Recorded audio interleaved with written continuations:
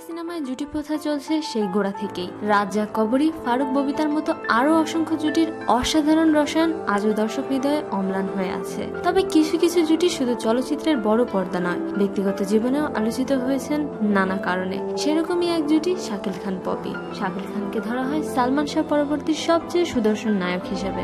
অত্যন্ত সম্ভাবনা নিয়ে বড় পর্দায় পা ফেললেও বিভিন্ন কারণে তিনি ছিটকে গেছেন সিনেমায় তার একদম পাকাপোক্ত অবস্থান থেকে। আর এর অন্যতম কারণ হিসেবে পপির সাথে তার প্রেম বিরহকে বিবেচনা করা হয়। পপির সঙ্গে প্রথম ছবি আমার ঘর আমার ভেজ সুপারহিট হওয়ার পর নতুন আশার সৃষ্টি হয়েছিল শাকিল খানকে নিয়ে, কিন্তু তিনি কাজে মনোযোগ দেওয়ার পরিবর্তে পপির সাথে প্রেম করাতেই বেশি মনোযোগী হয়ে পড়েন। ফলে এই জুটির নামে প্রায়শই ছাপা হতে শুরু করে নানা স্ক্যান্ডেল। পপির মা ছিলেন তাদের প্রেমের ঘোর বিরোধী, এ কারণে তিনি পপিকে চোখে চোখে রাখতেন। এমনও শোনা যায় পপির মায়ের ভয়ে দেয়ালের পাইপ ধরে পালিয়েছেন শাকিল খান। পপিকে বিয়ে করে সংসার করছেন এরকম খবরও সয়লাভ ছিল বাংলাদেশি মিডিয়ায়। পপিকে নিয়ে শাকিল প্রায়শই ঘুরতে বের হতেন, আর এতে করে নির্মাতাদের ঠিকভাবে সময়ও দিতে পারতেন না। এছাড়া কয়েকবারই মিডিয়ায় চড়াও হয়েছিল পপি ও শাকিল খানের গোপন বিয়ের খবর। এসব কারণে মিডিয়ায় ও সিনেমা পাড়ায় শাকিল খানের ইমেজের ভাটা পড়তে থাকে। পপির তেমন কোনো ক্ষতি না হলেও শাকিল খানের চলচ্চিত্র থেকে ছিটকে পড়ার অন্যতম কারণ হিসেবে ছিল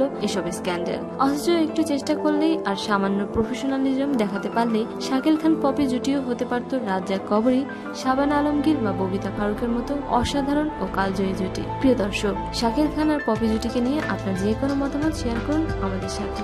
শোবিজের আরো নিত্য নতুন খবর জানতে আমাদের সাবস্ক্রাইব করুন, লাইক দিন এবং কমেন্ট করতে ভুলবেন না।